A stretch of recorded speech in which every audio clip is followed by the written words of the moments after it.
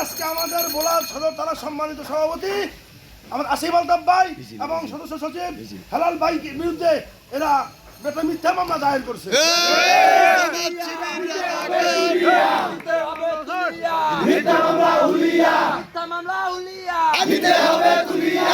এই মিথ্যা মামলার বিরুদ্ধে আমাদের আজকের প্রতিবাদ সভা থেকে আমরা প্রশাসনকে এটুকু বলতে চাই যে এই অবৈধ মিথ্যা মামলাটা প্রত্যাহার করার জন্য।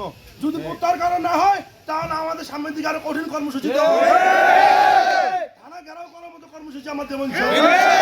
আমাদের এই নিরীহ সহজ সরল সৎ এবং তৃণমূলের কর্মী মাধ্যম নেতা আমাদের আসিফ আলতাফ ভাইয়ের বিরুদ্ধে এই মিথ্যা মামলা, উনি দেশে ছিলেন না, উনি ছিলেন ঢাকায়, হেলাল ভাই ছিলেন আমাদের এলাকায় তখন আর কি, তার বিরুদ্ধে মামলা দায়ের করা হয়েছে।